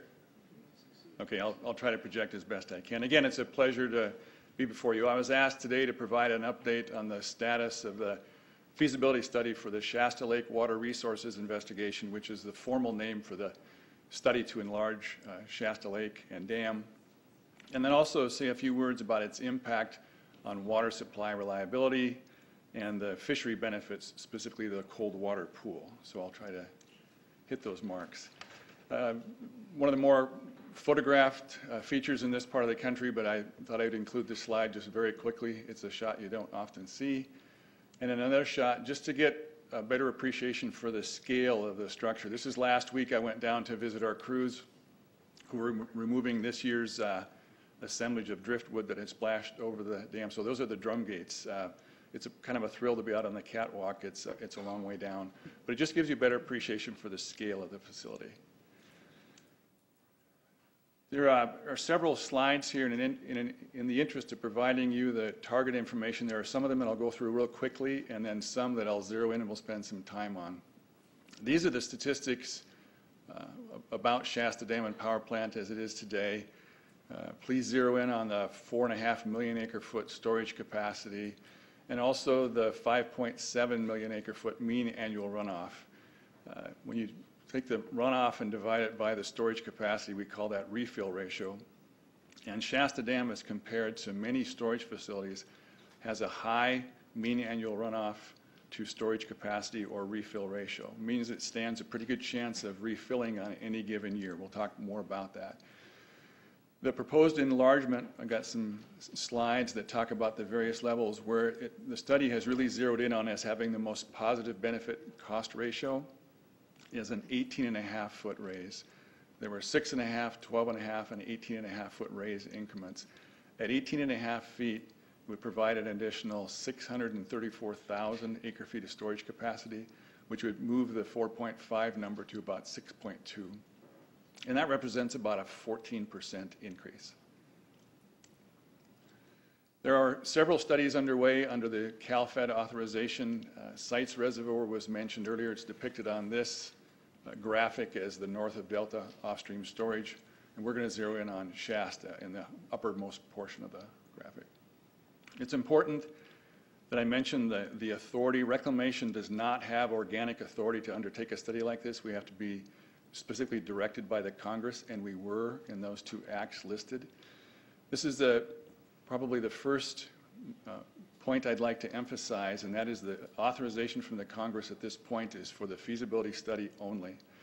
If any work were to be undertaken on Shasta Dam to enlarge it, it would require literally a separate act of Congress to authorize construction. That's separate and apart generally from appropriations for funding from whatever source they'd come. But this is a feasibility study only. It's a point I've made a number of times in speaking to people about the study. Two primary objectives, and there are, when I get to the study outcomes thus far, we'll look at the relative emphases placed on both, but anadromous fish survival, water supply reliability. And then there are secondary objectives as well, as listed here. There are significant benefits to hydropower because it increased volume and increased power head, and recreation as well. We'll zero in on those. Flood damage reduction, if there's a larger storage vessel, we can protect against a larger flood.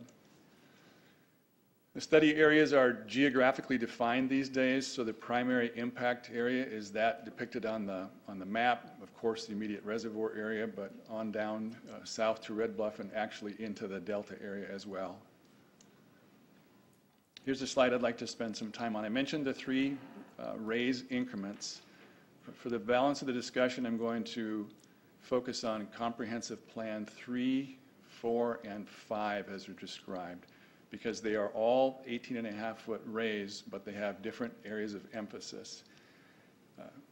CP3, as it's depicted, is a shared use of the water between water supply and fish survival. CP4 focuses on fish survival and water supply for fish, cold water pool. You can see an allocation of 60% of the new storage, but also water supply reliability, but it takes second priority. And then Comprehensive Plan 5 is similar to 3, but it includes additional expenditures for recreation enhancement and also some ecosystem restoration. So those are where we'll zero in. And you can see the number 634,000 acre feet. Why 18.5 feet as a limit? It is primarily, not solely, but primarily the Pitt River Bridge. You don't perhaps realize it when you're on a boat or when you're driving across it, but it rises about 10 feet from south to north. And the south abutment or pier where it ties in, we can get another 20.5 feet, which you get 20.5 feet operating elevation on the dam, at the reservoir, I'm sorry, above its current elevation with an 18.5-foot raise by virtue of how we could operate the freeboard. But that's the practical limit as to how far we could raise it. If it was briefly discussed, well, what about relocating or rebuilding the Pitt River Bridge? The cost of that alone would eclipse the entire estimated cost of the project. And at that new gross pool elevation, at the times that it's there, it's about 14 feet of clearance on the other end. It's been pointed out to me that some houseboats would have to choose the west side of the lake or the east side during that time. There are a number of access ways, bridge abutments throughout the reservoir that would be impacted at an 18.5-foot raise. Several of those are depicted on the map. Some of those are minor improvements. Some of those are more significant. And here's a slide I'd like to spend some time on also. 634,000 acre feet of additional storage. You'll see in that line across the top with the five alternatives, what it would mean for additional water supply in critical and dry years. In a critical or dry year, there's a bigger impact provided by the additional storage because it's on a relative scale. That's when additional storage can provide the most benefit. So on the two alternatives where anadromous fish survival and water supply reliability are co-equal, as Tim indicated, there's an increased delivery estimated at 133,400 acre feet. Those are in acre feet.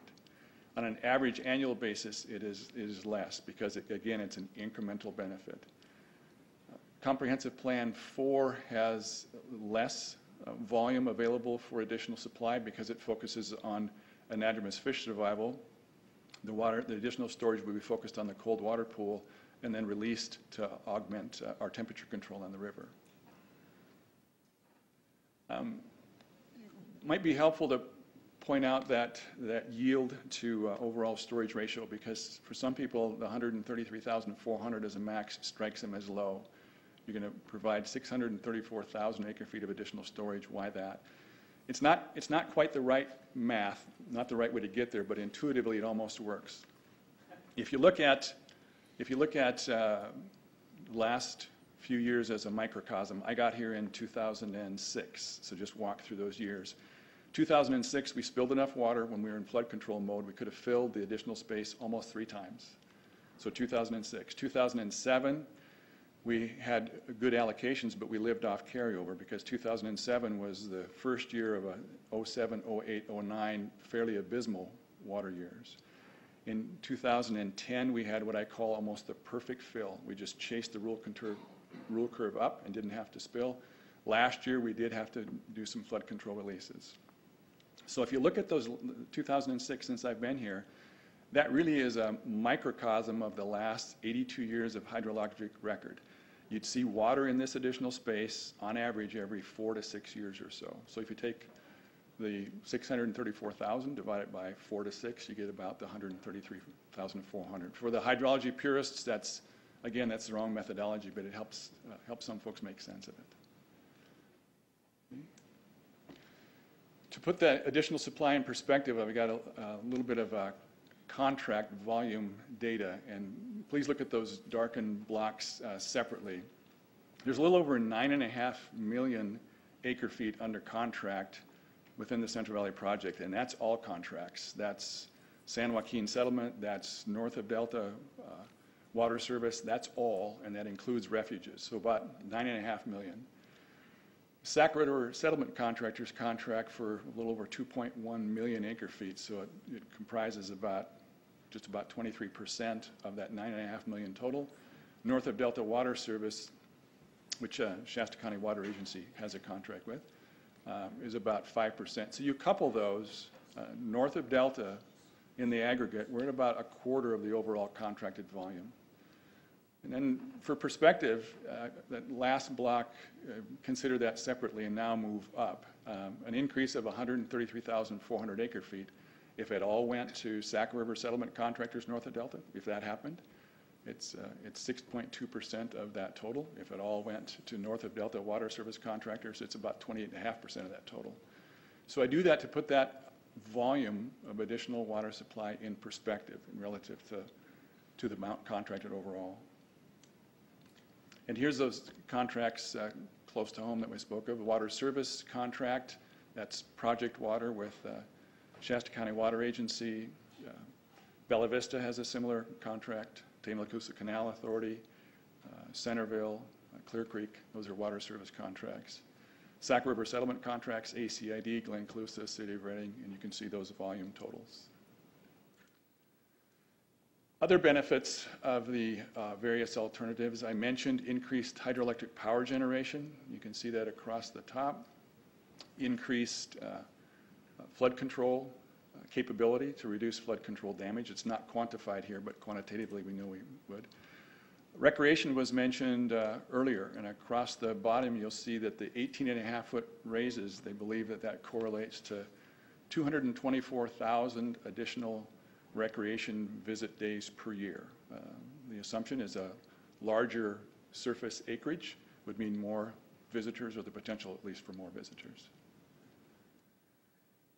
Just another note on power generation, the significance of what we're able to do at our 6 power plants, and then singling out Shasta. Last fiscal year, which was not a big generation year, the wholesale value of the power we generated was just about $74 million at $30 a megawatt hour.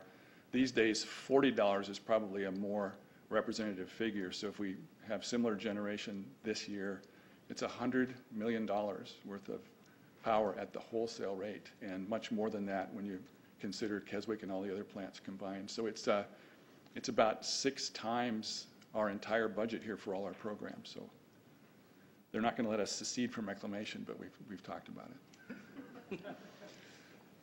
The fishery benefits, these are percent change, and they are, as you would intuitively think, I believe, that the 4 significant runs on the SAC are depicted by various color, and the cold water pool benefit, fish benefit option, CP4, the drier the year on a relative scale, the more benefit it would provide to fish. We have the temperature control device mentioned earlier on Shasta has helped markedly. It has paid for its cost at least twice, and it's coming up on its 3rd time in terms of generation foregone since it was installed. But we still have a difficult time meeting our temperature criteria on the river, and an additional cold water pool would help. Economic benefits, the significance here, if you just focus on that bottom line, that's the net annualized benefits over the cost, and you'll see that CP4 has the highest number, CP3 and CP5, all 3 of the 18.5-foot raise options have significant annual benefits, and that's why the focus on those raise options. This one, again, if you just focus on the bottom line, typically Shasta Dam, all the Trinity facilities, virtually every reservoir and dam and reservoir constructed by reclamation, there's an allocation of cost and an allocation of benefits. So you see the 4 primary beneficiaries across the top, and on the bottom line you see how those costs would be allocated by percentage. Another thing to zero in on here is fish and wildlife benefits are typically non-reimbursable to reclamation. That is, the taxpayer pays those, not water and power users, whereas irrigation, municipal and industrial, and hydropower are paid for by beneficiaries, the capital cost. There are a number of issues. You've read about some of them in the paper and heard about some of them on the television. The continually changing and legally challenged biological opinions on the Central Valley project have changed, not the cost aspect of the study, but certainly the benefit aspect of the study. The announcement about Delta conveyance provisions might change it yet again. The McLeod Arm, the Winnemem-Wintu tribe, has culturally significant areas throughout the McLeod Arm. The 18.5-foot raise would inundate about 4,300 lineal feet further up into the river. The California Wild and Scenic Rivers Act precludes the state of California from partnering with us on this aspect of the north of Delta studies, so there's that issue. Trying to move on quickly here. Also, there are residences primarily along Lakeshore Drive, but there are other areas as well up in Lakehead, about 40 to 50, depending upon where our surveys come out, residents and businesses. Some of those are fee title owned, some of those are also on Forest Service leases. We've had a number of meetings with the Lakehead Community Development Association. We're going to meet with them again tonight. They have formed a committee, and we're talking to them about the long-term aspects of the study and what their rights are and what our responsibilities to them are. Recreation issues are about 11 major resorts on the lake. Each would be impacted, including Bridge Bay. So we have met with the Forest Service that contracts with each of the recreation entities to talk about how they would be impacted and what remedial measures there might be, moving them higher up on the reservoir rim and topography. The water temperature issue, I've already spoken to that. Again, cold water, providing cold water in the river is a concern, and we run out of cold water in the reservoir, not every year, but every significantly low year. If we don't come within 20 or 30 feet of the crest in terms of our fill, 08, 09, we will run out of cold water before the temperature control period is up. And moving quickly again, the timeline. Earlier this year, we released the draft feasibility report and a preliminary draft environmental impact statement on the enlargement. That was to get the information out into the public domain and agency domain so that they could begin to look at the benefits and the ramifications associated with the enlargement.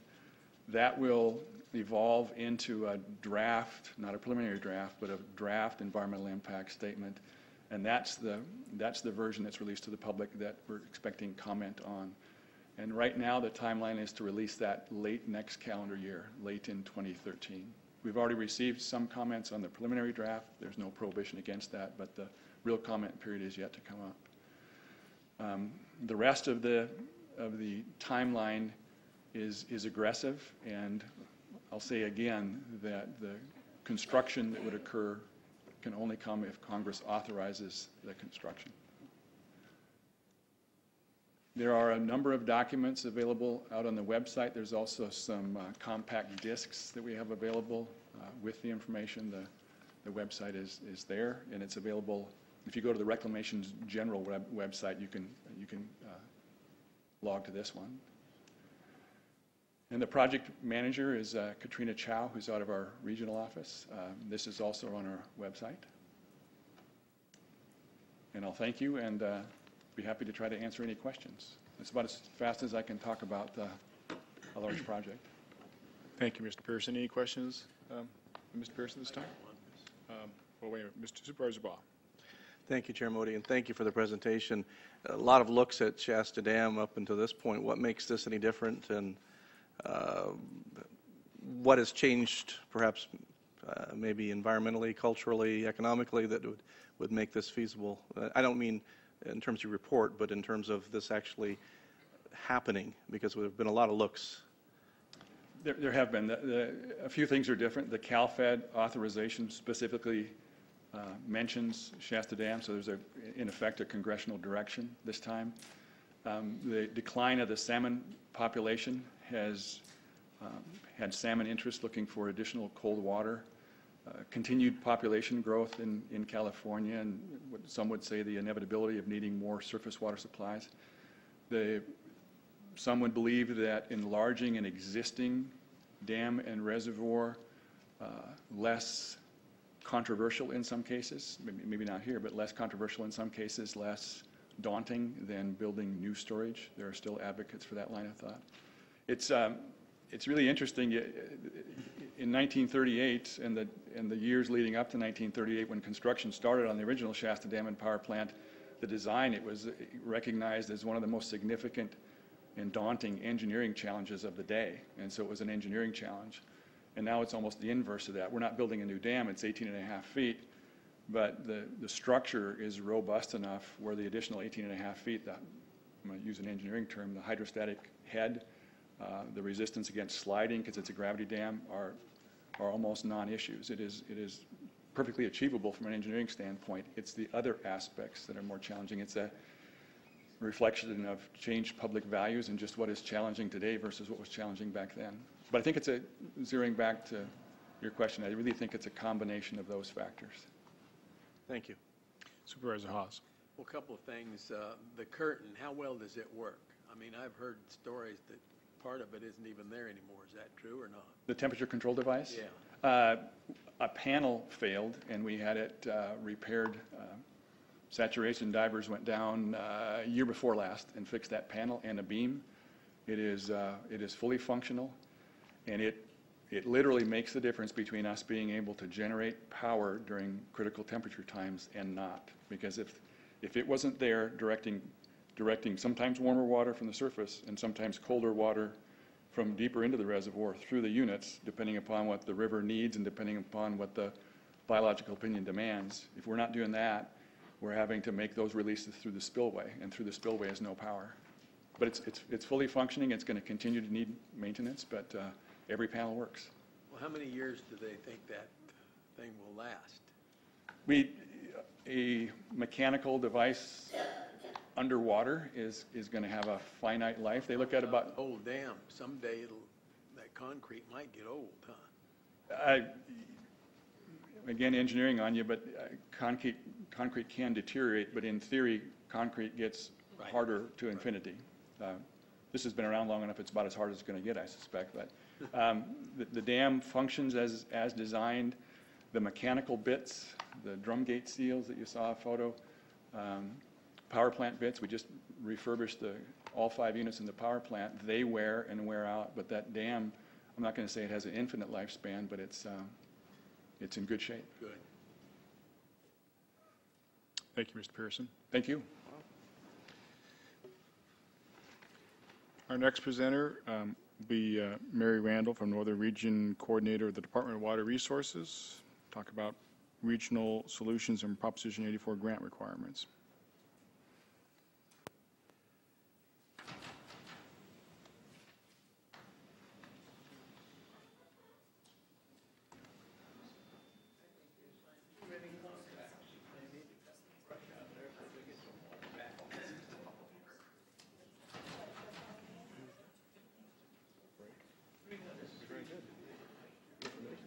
Oh, yeah.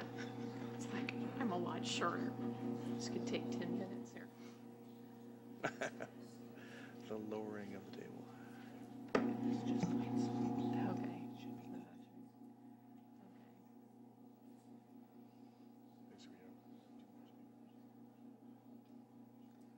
I guess I should have worn platform shoes, so.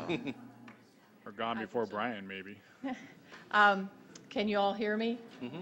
Okay. Good afternoon, Mr. Chairman and members of the board. I'm Mary Randall with the Department of Water Resources from the Northern Region office. I've spent most of my adult life working in Shasta County. And I also wanted to mention that I'm not a climate change specialist. There are issues from the public about climate change. So Pete Coombe, our climate change specialist from the Northern Region office, is also here with me today. Okay? So, and I'm here to talk to you about integrated regional water management.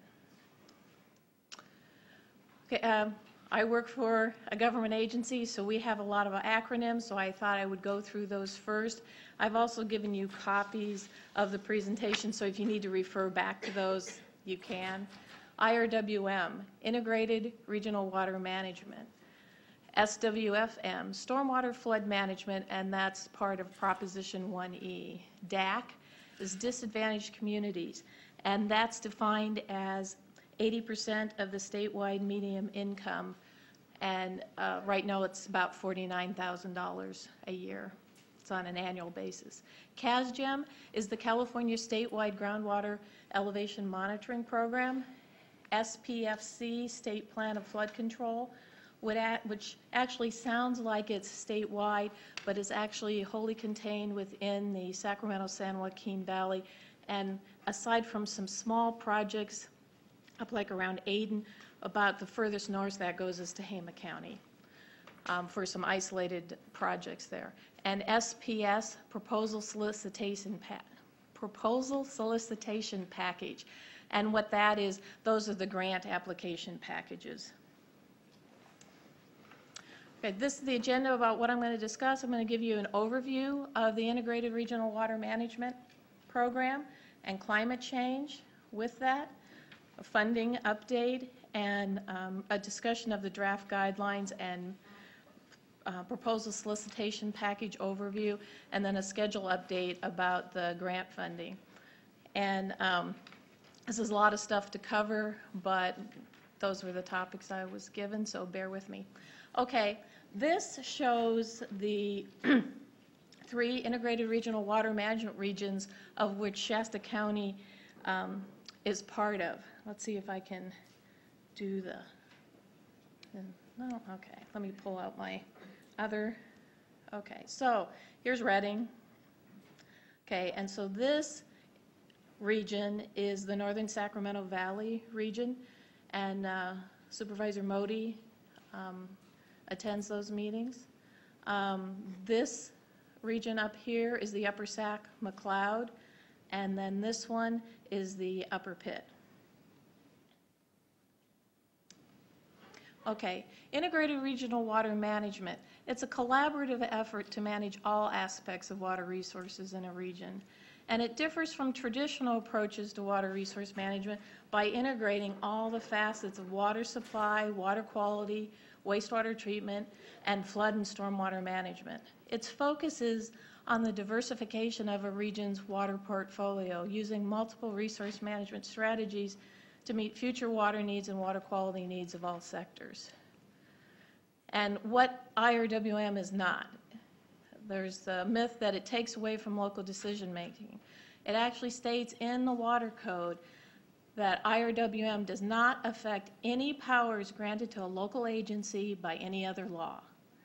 And this part does not authorize a regional water management group, which is the governing board of the IRWM region, to define or otherwise determine the water rights of any person. Also, the plan or project should not be funded pursuant to this part if it would fund activities inconsistent with applicable state and federal water quality laws. Another myth is that local jurisdictions are locked in and they can't pursue water quality projects on their own. The participation in an IRWM region is totally voluntary, and entities participating in the IRWM are free to pursue and finance projects and seek funding outside of IRWM funds. And we've even heard people from some of the IRWM regions that have mentioned that when they're applying for grant funds from other agencies, that they get additional points if they are participating in an IRWM region. Okay, climate change and integrated water management. In recognition of the vast variability among IRWM regions and the degree and type of vulnerabilities to the effects of climate change, the climate change standard of the 2010 guidelines for the IRWM grant program was written very broadly. And as Mr. Cadd had showed you, we have issued the draft 2012 guidelines, and they've modified the climate change standard. And so the 3 things that have been modified with regards to climate change is that it now requires using the climate change, the vulnerability assessment checklist that's in the climate change handbook, or its equivalent. You also need to provide a list of the prioritized vulnerabilities. So what vulnerabilities are the most important to the region? And then you need to develop a plan for data gathering and analyzing the prioritized vulnerabilities. IRWM climate change requirements. The Water Code says that the guidelines require that integrated regional water management plan must include, and these are just the parts that have to do with climate change, consideration of greenhouse gas emissions and evaluation of adaptability to climate change. And this is the cover of the handbook that can be used by the regions.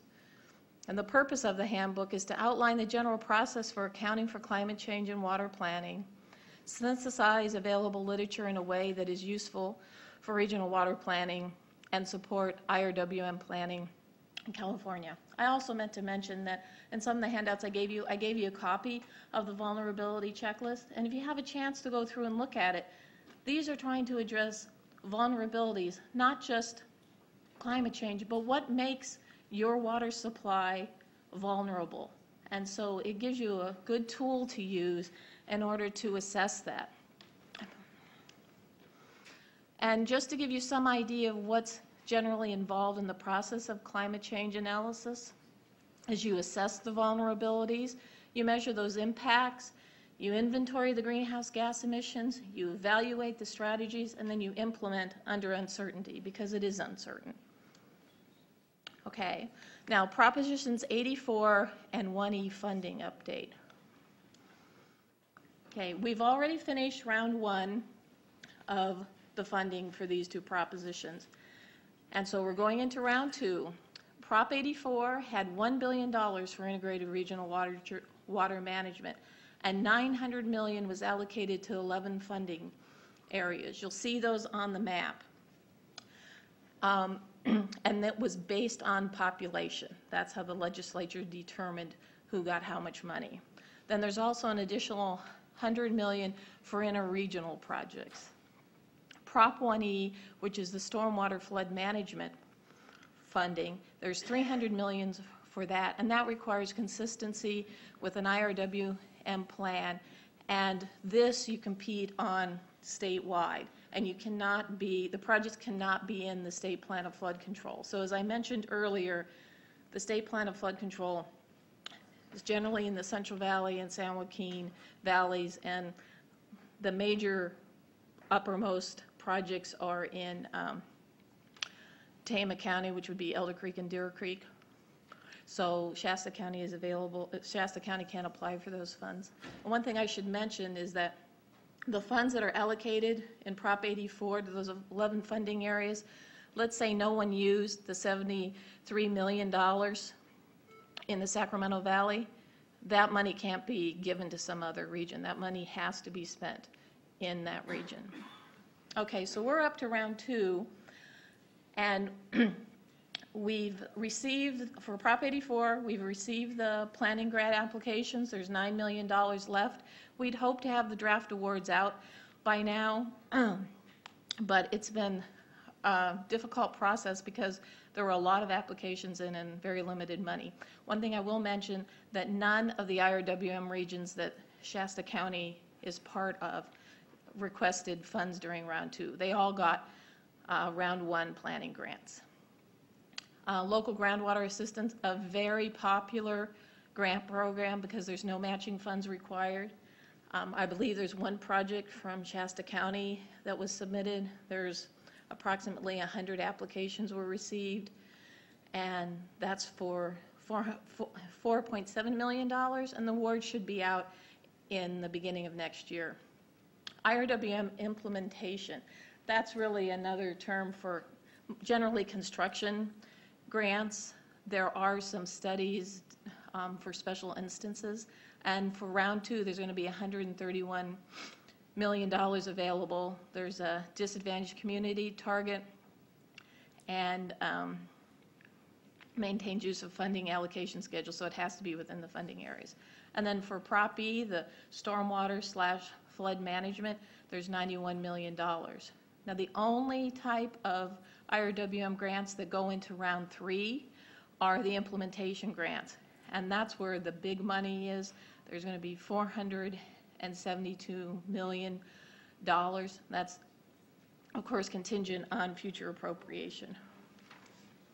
Okay, so where does the Sacramento River watershed fit into this? How much money is available? For round 2 for implementation of the $131 million, there's about $10.5 million available.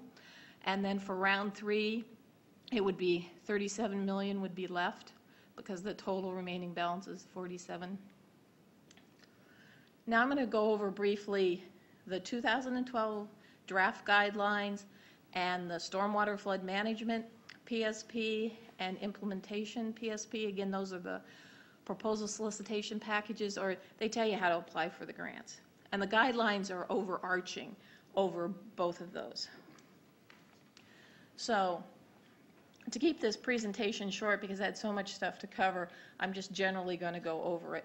The 2012 draft guidelines and PSPs for round 2 for implementation and stormwater, the reason we made changes to it was for process improvement. I'd like to say that with the 2010 guidelines we were perfect, but we're all human and we're not, so they found ways to improve it to make it better for the applicants. And also there were legislative changes that required that we make changes to the guidelines.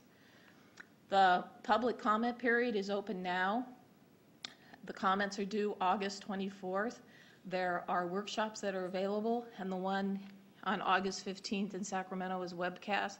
So if you're interested in viewing that, you can do it via webcast. The thing I would like to say is if there are things in the guidelines or in the PSPs that you don't like, that you think should be changed, I'm really impressed with how much DWR listens to comments that they have received. So if there's something you think should be changed, please submit a comment. And if you go to our website, you can see where the comments should be submitted. Or if you review the draft guidelines or PSPs, the information is contained in those. So just to give you some idea of if one of the 3 IRWM regions that Shasta County is a part of, if they wanted to apply in round 2, would they be eligible? None of the 3 regions, Northern Sac, Upper Pitt, or Upper Sac, had a plan before September 2008. So they're coming up with a new plan. So they're on the second box. Will it be adopted by round 2? All of the grant agreements that were signed, they're due to expire and require that the plans be adopted within 2 years. And the grant agreements last 2 years, they're all about up in September 2013. So it's a very good chance if any of them wanted to apply for round 2 implementation or stormwater grants that they could make it. Then the next question is, do they pass the plan content review? And there's a questionnaire that the IRWMs have to fill out to say, well, if their plan's done, they can say what it addressed, or if it's not done by the time they apply, but will be by the deadline, they can tell what's going to be in it. And so the content review is based on the guidelines in place at the time of plan adoption. Okay, so what that means is the draft guidelines that are out there right now, they are proposing to adopt them in October 2012. So the solicitation for the implementation grants is in September 2013. So the 2012 guidelines would govern what they have to meet. And so that means that they must address climate change, adaptation and mitigation, and if the draft guidelines are adopted as proposed, then a vulnerability analysis using the checklist I provided to you would have to be performed. Plus, they would have to prioritize the vulnerabilities and have a plan for collecting data and analyzing it. By round 3, if you apply for an implementation grant, everyone who applies for an implementation grant will have to incorporate vulnerability analysis.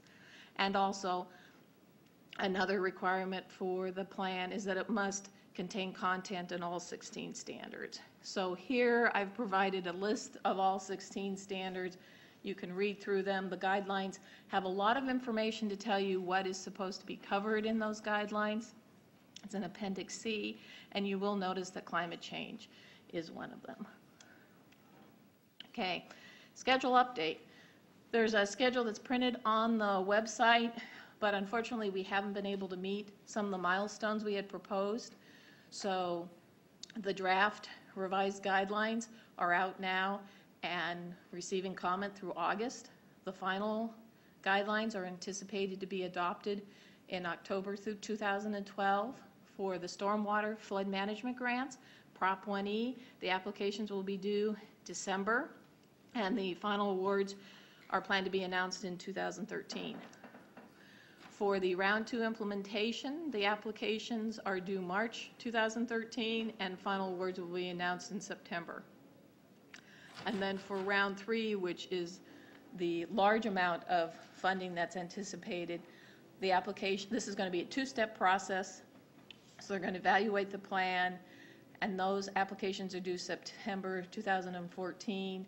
They'll develop a list of people to call back, and they'll have applications then during the project evaluation phase, and they will announce final awards in summer of 2015. At this point, because we do not know if the there will be additional funding for IRWM, this is the last solicitation that's on the books. And here is the website for IRWM on the Department of Water Resources website. Also a general email address if you wanted to ask the program people at headquarters questions, or you can contact me. And I only provided my email address because I'm out of the office an awful lot, and the best way to reach me is by email. But if you do want to call me, I have business cards. You can contact me. Are there any questions? Questions from the board? Sorry. Yeah. Supervisor Ball? Thank you, Chair Modi. Ms. Randall, during your presentation, you hit on obviously one of the most contentious areas of criticism for use of Prop 84 funds and of the function of the integrated regional water management boards as a whole. One of your slides, and I'm just paraphrasing parts of it, said must address climate change and adaptation and mitigation, vulnerabilities, and 16 standards. I condensed that down from what the slide actually says, but would you care to, on a practical basis, walk us through what that means? And for climate change, I'm really going to refer to Pete because Pete lives and breathes climate change, and he's going to be able to give you the best answer that he can, okay? So Pete. And let me add a little bit more to it, just to preface it, understanding that all of the counties and cities, for that matter, transportation agencies are dealing with compliance for state laws that we mostly do not like. This obviously brings and rings kind of a sour chord with most people that are facing compliant issues. We have competing plans that are being developed in Shasta County through the transportation agency and through the county itself. We have a lot of questions, and this just creates more questions. So if you could maybe give us a practical assessment of that process. Okay. It's all yours, Pete. Sure. So I'm Peter Coombe, and I'm an environmental scientist, work for DWR in Red Bluff. And so a practical basis for climate change, I think a lot of the things that were mentioned earlier today, like uncertainties, what's the future going to bring us? And what are GHGs, and what's that going to mean for our future? Potential temperature increases, potential precipitation changes. So practically, I try to take a scientific approach to climate change. A lot of people, they'll bring in belief. They'll say, you do believe in climate change, or do you not believe in climate change? So what we know right now is we're working in a scientific box of what we know right now. And scientists are projecting certain temperature increases in the future. But what we know in this box right now, will be different when we know in the box, say 30 years from now, when these climate model and projections get a lot better. So what I see, when I get why we want to include climate change into IRW and planning is we're kind of leaning forward, being proactive, because of what the science is telling us right now. And on a practical note, like mitigation, when we talk about mitigation and climate change, we're talking about emissions, CO2 emissions, and CO2 is not an innocuous substance. It actually has some atmospheric chemistry. Vibrational properties of CO2 allow it to trap the infrared radiation